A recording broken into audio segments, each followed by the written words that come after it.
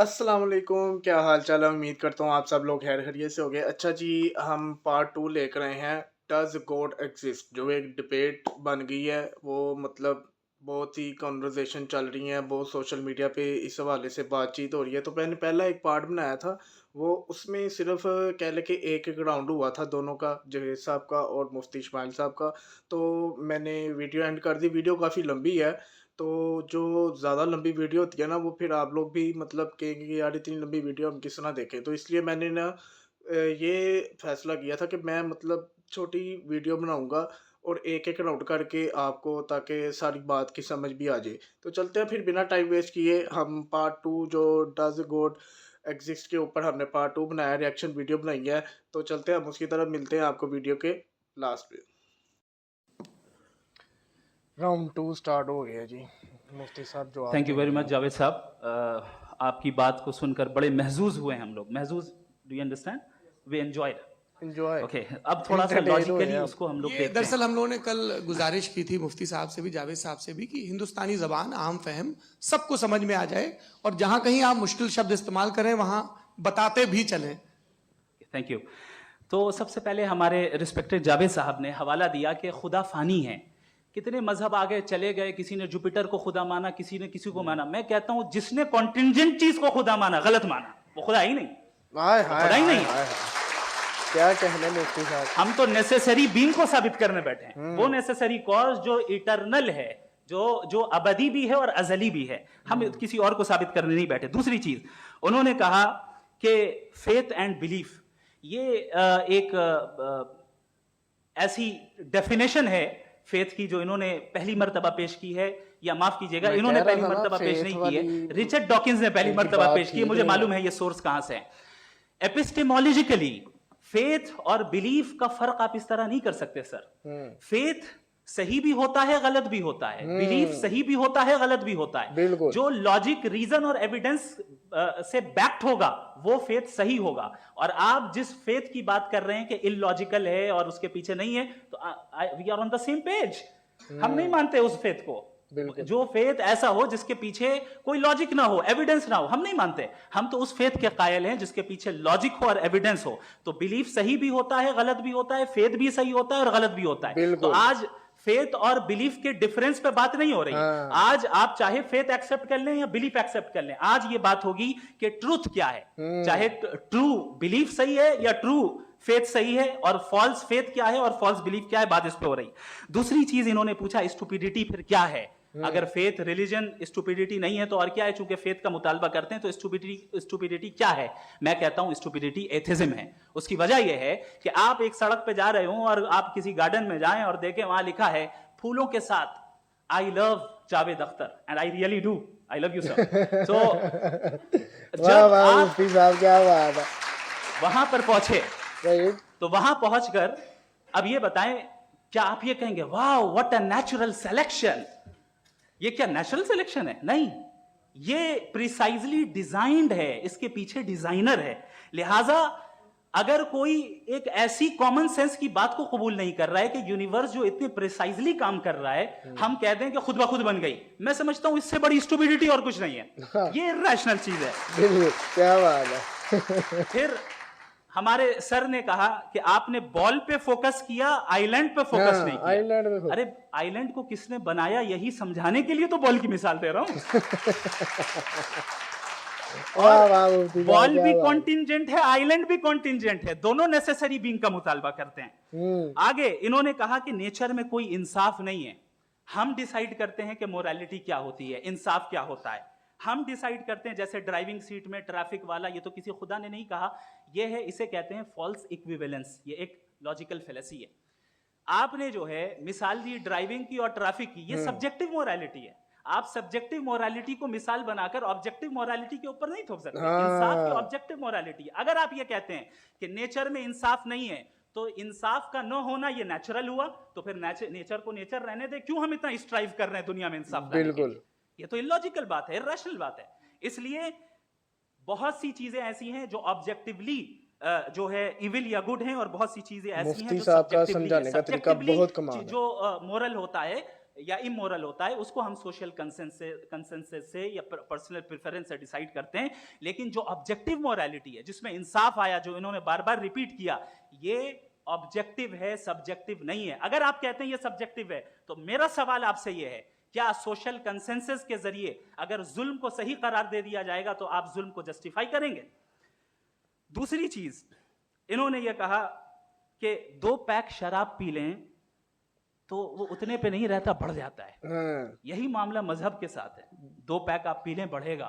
तो ये एक ऐसी मिसाल है, इसको कहीं भी फिट कर लें कि आप एथिज्म पे जब फिट करें, जब आप 2 पैक एथिज्म का लेंगे ना, तो वो बढ़ बढ़ के नॉर्थ कोरिया बनेगा। हाय हाय हाय हाय हाय हाय हाय हाय, क्या कहने मुफ्ती साहब, क्या कहने, हाय हाय हाय हाय, चस करा दी मुफ्ती साहब ने। फर्स्ट राउंड के रिबटल के लिए मैं जावेद साहब को इनवाइट कर रहा हूँ। आपके पास 7 मिनट का वक्त है, रीसेट कर दीजिएगा। क्या बात है, क्या बात है मुफ्ती साहब, मुझे सलूट है आपको। है कि मुफ्ती साहब ने भी मान लिया कि नेचर में कोई इंसाफ नहीं है।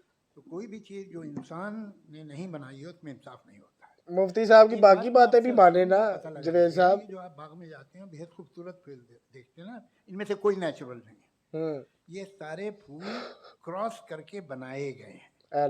जो जंगल में फूल होते हैं निहायत मामूली होते हैं, ये फूल इंसानों ने बनाए हैं। जो आप बाग में देख के वाह वाह कहते हैं, ये इंसानों के बनाए हुए हैं। डिफरेंट फूलों को क्रॉस करके, डेवलप करके, फिर क्रॉस करके इस तरह से बनाए गए। नेचुरल फ्लावर नहीं। किसी जंगल वीरान में जाके आप गुलाब के फूल नहीं देखेंगे। जवेद साहब, आपको समझाने के लिए उन्होंने ये बात की है, लेकिन आपको नहीं समझ आ रही और ना आनी है। आपने मेरी एक बात का जवाब नहीं, जिससे मुझे शिकायत है कि फेथ क्या है और आप फेथ मांगते क्यों हैं मुझसे? आप तो लॉजिकल हैं, आपके पास तो सारे रैशनल हैं, आपके पास सारे सबूत हैं, तो आपको फेथ की डिमांड क्यों? आप समझना नहीं चाह रहे जवेद साहब कि भाई तुम सरेंडर कर दो और सवाल मत करो। कोई मजहब सारे सवाल करने की इजाजत नहीं देता है और मना करता है कि ज्यादा सवाल ना करो, बह जाओगे तुम। आप क्यों रोकते हैं? हकीकत यह है कि इंसानी तारीख क्या है। इंसानी तारीख ये है कि दुनिया में 2 तरह के लोग हुए हैं। एक वो जिन्होंने अपनी लाइल्मी की परस्तिश की है, दूसरे वो जिन्होंने अपनी इग्नोरेंस या लाइल्मी से झगड़ा किया है और मालूम किया है कि क्या है। ये जो आप कह रहे हैं, आज आप हैरान हैं कि भाई ये यूनिवर्स कैसे बनी। लोग हैरान थे कि सूरज डूबता है तो इधर से कैसे निकलता है। और आप एक कदम जाके हमेशा का मानने को तैयार है, एक कदम पीछे ही मान जाइए। भाई आप इसके बाद जाते हो, कहते सवाल ना करना कि ये कहाँ से आया, ये पावर तो हमेशा से हमेशा रहेगी। तो आप यूनिवर्स के बारे में मानने में क्या तकलीफ है? एक कदम पहले रुक जाइए। ये हमेशा से थी या नहीं थी, हमें मालूम नहीं है। और ये कहना कि हमें मालूम नहीं है, कमाल ये है कि दुनिया के सारे मजहब सब जानते हैं ये दुनिया कैसे बनी थी, कैसे मिटेगी, मरने के बाद क्या होगा, इनको सब इल्म है। इनको किसी को डायनासोर होते थे पहले ये नहीं पता था, किसी को नहीं पता। किसी भी दुनिया की मजहबी किताब में डायनासोर का जिक्र नहीं है। लेकिन बाकी सब बातें, how to make universe in 4 easy lessons and बाकी सब पता है। तो डायनासोर ने ऐसा क्या किया जवेद साहब जिसका हम जिक्र करें? ये इंकिसार, ये ह्यूमिलिटी होनी चाहिए कि हम ये कहें कि हमें ये बहुत सारी बातें नहीं मालूम, लेकिन हम उनकी परस्तिश ना करना, अपनी लाइल्मी को की परस्तिश ना करें, हम उसे पता लगाने की कोशिश करें। जिस दुनिया में आप बैठे हैं सर, ये हॉल जो है, ये इलेक्ट्रिसिटी जो है, ये माइक जो है, जिस हवाई जहाज से आप आए थे, वो जिस कार से आप यहाँ आए हैं, ये सब उन लोगों की बनाई हुई जिन्होंने सवाल किए थे। वाह। ये दुनिया जिसमें आप आज आराम से हैं, ये उन लोगों की बनाई है कि जिन्होंने सवाल किए थे। और हर स्टेज पे इन सवालों को मकरूह कहा गया था, गलत कहा गया था। आप जरा तारीख पढ़िए, एक बड़ी दिलचस्प किताब है बर्ट्रैंड रसेल की, जिसमें उसने रिलीजन एंड साइंस कि कब से रिलीजन जो है साइंस के अगेंस्ट है। और हद तो ये है कि भाप के इंजन के खिलाफ थे, स्टीम इंजन के भी खिलाफ थे, और फतवे हुए उन पे, वेटिकन ने दिए। तो ये हमेशा, अभी जैसे ही ये राइट विंगर आते हैं अमेरिका में पावर में, तो वो जो अपना ये क्या बोलते हैं उसे, सीड क्या बोले, सीड क्या जो, हाँ नहीं नहीं seed, जो ऐसा बाकी अफसोस के साथ ही कहना पड़ रहा है, बहुत ज़्यादा नहीं। गुमराह हो गए हैं आप, आपको वापस लाना बहुत मुश्किल है। नहीं भाई, कुछ ऐसे लोग भी मैंने अपनी वो जो ज़िंदगी में human देखे हैं body रियल के- लाइफ में कि जो मतलब थे मुसलमान और वो एथियस हो गए, लेकिन उसके पीछे भी क्या राज है उस पे रिसर्च बंद उस हो तक जाती, मैं थोड़ा सा पहुंचा था रिपब्लिकन नहीं करने कि देते। लोग एथियस क्यों अरे होते भाई हैं। इतना डर क्या है तुम्हें? एक जमाने में बहुत नाराज थे ये सारे मजहबी लोग कि ये इंसान तो इंसान बनाने की कोशिश कर रहा है। आपको क्या तकलीफ भाई, बना ले तो बना लेने दो, ये खौफ क्या है? तौबा। और ये सब आज जो आप कह रहे हैं नामुमकिन है, ये कैसे हुआ? मुझे एक किस्सा याद आता है। जब मैं छठी क्लास में था तो मैं मैथमेटिक्स में बहुत वीक था, तो एक टीचर रख दिया गया, उसने 1 2 3 4 5 6 7 को सिखा दिया मुझे। वो दिन मैं भूल नहीं सकता हूँ मुफ्ती साहब, जिस दिन उसने ये बताया कि 1/2 क्या होता है और 3/4 क्या होता है, मुझे ऐसा लगा कि मेरा सर बीच से फट जाएगा। ये आदमी कह रहा है कि जो दीवार के अंदर जाओ वॉक करते हुए। तौबा। आज हंसता हूँ मैं इस बात पे। तो आज जो बातें आपके जहन से बिल्कुल परे हैं और आप हैरान होते हो उन्हें देख के, एक वक्त आएगा कि मामूली लगेंगे। और हुआ है, आपकी इंसानी तारीख ही है। इतनी जल्दी सारे फैसले आप मत कर लीजिए, थोड़ा ये ह्यूमिलिटी रखिए कि भाई मुफ्ती ये साहब हमें इस चीज़ नहीं का मालूम। बहुत अच्छा ये जवाब कहने देंगे, में क्या है? बहुत अच्छा। ये यूनिवर्स कहाँ तक फैली, मुझे उम्मीद है। ये कब से है और कब तक रहेगी, हमें नहीं मालूम। आपने फैसला कर लिया कब बनी। ये आपके हिसाब से कोई 14 बिलियन ईयर्स बनी जो समझा जाता है। उससे पहले हजारों करोड़ों अरबों साल तक खुदा बैठा क्या कर रहा था? तो खामोश बैठा था, ऐसी जमाइयाँ ले रहा था। ओए होए होए फिर होए, उसे आइडिया आया, यार एक काम करते हैं, वक्त अच्छा गुजर जाएगा, अस्तगफिरुल्लाह, यूनिवर्स तौबा। हैं, सोचिए। वो तो हमेशा से है ना, मगर यूनिवर्स हमेशा से नहीं है, ये तो बनाई गई है। जवेद साहब, और अल्लाह उससे पहले आपको क्या था, हिदायत दे, इनका क्या काम मेरी था? फिर भी दुआ ही है आपके लिए। कैसी बात है, ये बड़ा आसान है। जो बात हमें आज धीरे धीरे पता चली है, बरसों 2000 और 2500 साल पहले आपको किसी ने बता दिया कि क्या था, आप मान गए, और तब से वही मान रहे हैं जो 2500 साल पहले कहा गया था। सब कुछ बदल गया है, सॉल्व हो रही हैं चीज़ें। अभी साइंस बिल्कुल दावा नहीं करती, या कोई फिलोसफर ये दावा नहीं करता कि हमें सब मालूम, बल्कि वो कहता है कि हमें जितना मालूम होता है उससे ये मालूम होता है कि हमें कितना कम मालूम। तो हम अपनी जहालत से लड़े, उसकी परस्तिश न करें। जी, टाइम है। Thank you so much. मैं तर्कों की श्रृंखला में राउंड मुफ्ती 2 के साहब लिए जवाब दें जरा, मुफ्ती साहब को आमंत्रित कर रहा हूँ। आपके पास बेहतरीन एक सा बार जवाब फिर से दें इनको, 7 मिनट का वक्त है। मजा आ जाए। शुक्रिया जनाब जावेद अख्तर साहब। कई मर्तबा दोहरा रहे हैं कि फेथ का मतलब बताइए, फेथ का मतलब बताइए। मैंने बता दिया, फेथ सही भी होता है, गलत भी होता है। और आज हम फेथ पे बात नहीं कर रहे, हम ट्रुथ और डज गॉड एग्जिस्ट पे बात कर रहे हैं। टॉपिक से क्या ना डज हटें। गॉड एग्जिस्ट, ये ट्रुथ यानी गॉड है या नहीं है, इसमें से दोनों ट्रुथ क्या है। अब आप उसे फेथ कह लें, बिलीफ कह लें, नॉट माई बिजनेस। उसके बाद आपने कहा कि भाई सवाल करने से मजहब रोकता है। मैं कहता हूं जो रोकता है वो रोकता होगा, मैं नहीं रोकता, नहीं रोकते, बल्कि सवाल करें, सवाल करना चाहिए। इस्लाह सवाल होती कर है। करके तो हम आगे बढ़ते हैं, हाँ तरक्की जी। करते हैं, और इसीलिए मैं आज यहाँ पे आया हूँ। लेकिन सवाल सिर्फ खुदा से नहीं होगा, आपसे भी होगा। हाँ। सवाल एथिज्म से भी होगा, सवाल सिर्फ मजहब से नहीं होगा, सबसे होगा। सबसे होगा। और आज मैं सवाल करूंगा और उम्मीद है कि आप जवाब देंगे। अभी तक आपने वैसे कॉन्टिंजेंसी आर्गुमेंट का कोई जवाब नहीं दिया। चलें, आपने कहा यूनिवर्स के बारे में इटर्नल क्यों नहीं बोल देते। ये चूंकि लॉजिकली पॉसिबल ही नहीं है कि यूनिवर्स इटर्नल हो। यूनिवर्स एक कॉन्टिंजेंट चीज है जो टाइम एंड स्पेस के पाबंद है, टाइम एंड स्पेस से बाउंड है। जो टाइम एंड स्पेस से बाउंड होगा वो कॉन्टिंजेंट होगा, जो कॉन्टिंजेंट होगा वो उसकी बिगिनिंग हुई होगी, जिसकी बिगिनिंग हुई होगी वो इटर्नल नहीं हो सकता। ये तो कॉमन सी बात है। हाय क्या कहने मुफ्ती साहब, क्या कहने। आपने कहा कि किसी मजहबी किताब में डायनासोर का जिक्र नहीं है। हाँ। अफसोस कि आज तक किसी मैथमेटिक्स के किताब में मुझे डायनासोर का जिक्र नहीं है। तो इसका मतलब मैथमेटिक्स की किताब बेकार है? नहीं, उसका वो टॉपिक नहीं। टॉपिक नहीं है। रेवलेशन का और मजहबी किताबों का टॉपिक ये नहीं है कि आपको आके बताए साइकिल कैसे बनाते हैं, या आकर ये बताएं कि जो है डायनासोर कब था। वो तो मोरालिटी सिखाने आया है, गॉड के बारे में बताने आया, नॉन फिजिकल रियलिटी की हकीकत को सिखाने के लिए आया। रिलीजियन साइंस को रोकता है? नहीं रोकता, अगर रोकता है तो गलत करता है। रिलीजियन साइंटिज्म को रोकता है, जिसमें हमारे हाय हाय हाय साइंस, ये फर्क है भाईजान। साइंस और साइंटिज्म में फर्क है। हाँ जी। साइंटिज्म ये है कि आप समझें कि साइंस और साइंटिफिक मेथोडोलॉजी ये नॉलेज को हासिल करने का वाहिद सोर्स ऑफ नॉलेज है, ये है साइंटिज्म। हम इसे रिजेक्ट करते हैं। हम साइंस को तो तरक्की करते हैं, भाई आप हमारी पूरी तारीख कर लें, पढ़ लें तो आपको पता चल जाएगा। बहरहाल ये अलग टॉपिक है। उसके बाद इन्होंने एक लफ्ज कहा, वेटिकन ने फतवा दिया। वेटिकन का फतवे से कोई ताल्लुक नहीं है, दोनों कॉन्ट्राडिक्टरी अल्फाज हैं। उसके बाद उन्होंने कहा कि भाई हमें नहीं मालूम, अगर नहीं मालूम तो क्लियरली कह देना कि नहीं मालूम है, इसमें क्या हरज है।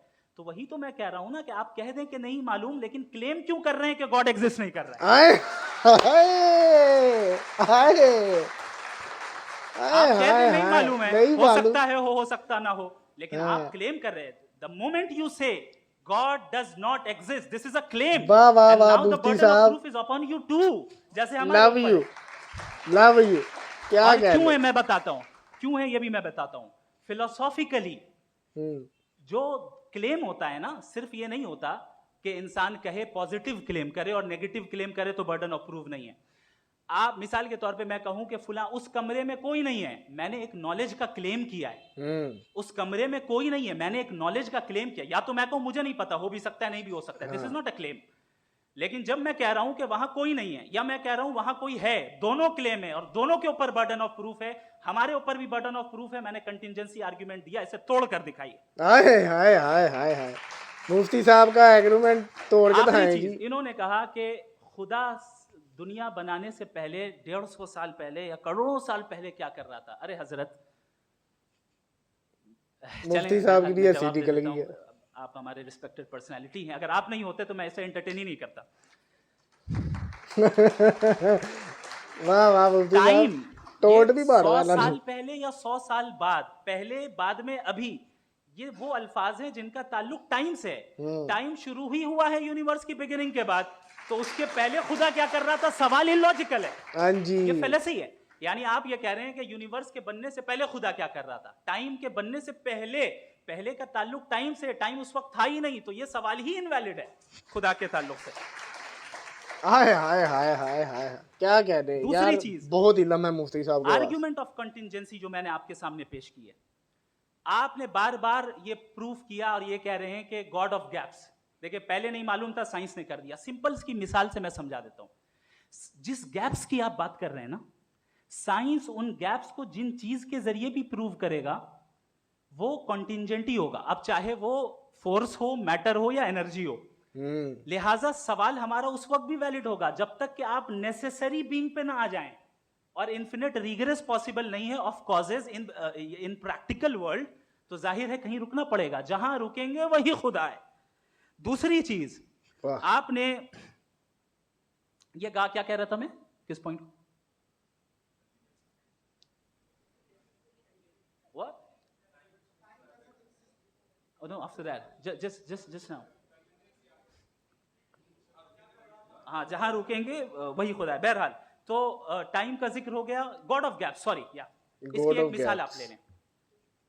एक कार है, एक साहब ने देखा कि भाई कार जो है उसके व्हील्स कितने अच्छे लगे हुए हैं, सही जगह पे, स्टीयरिंग जो है कितने अच्छे जगह पे लगी हुई, और सीट्स कितने वेल डिजाइंड है, कितनी प्रिसाइजली ये कार काम कर रही है, तो जरूर कोई ना कोई इसे क्रिएट किया है, किसी ने क्रिएट किया है। अब जावेद साहब आए और कहे अरे जनाब बोनेट खोलिए, इसमें इंजन है, इंजन इस कार को चला रहा है, hence prove no one has created the car. This is illogical, this is irrational. आपने इंजन के जरिए उस गैप को तो साबित किया, लेकिन क्या उससे कार की जो क्रिएशन है और उसका जो क्रिएटर है ये इम्पॉसिबल हो जाए, ऐसा पॉसिबल है? नहीं। उसका सवाल खत्म हो जाए, ऐसा पॉसिबल है? नहीं। आपने गैप्स को फिल करके, कॉन्टिंजेंट चीजों से गैप्स को फिल करके हमारे ऑब्जर्वेशन को और ब्रॉड कर दिया। अब हमें और पता चल गया कि ये जो कार है इसका सिस्टम कितना ज्यादा कॉम्प्लेक्स है। पहले कम समझते थे, अब कॉम्प्लेक्सिटी और ज्यादा वाजे हो गई। अब हमें समझ में आ रहा है कि हमारी सर्टेनिटी और बढ़ गई कि जरूर इस कार को किसी ना किसी ने बनाया, यही मामला यूनिवर्स का है। साइंस हमेशा फिजिकल वर्ल्ड की चीजों को ही फिल करती जाएगी और फिजिकल चीजों से ही करती जाएगी, क्योंकि एम्पेरिकल एविडेंस का ताल्लुक फिजिकल वर्ल्ड से है। बिल्कुल। आप साइंस के जरिए मेटाफिजिकल रियलिटी को कभी साबित नहीं कर सकते, ये रॉन्ग टूल का इस्तेमाल करना है। ये वही काम है कि आप मेटल डिटेक्टर से प्लास्टिक डिटेक्टर करने चलें, जो कि जाहिर है सही नहीं है। Thank you. वाह वाह वाह मुफ्ती साहब, क्या कहने, मैं कहता हूँ आह मज़ा आ गया।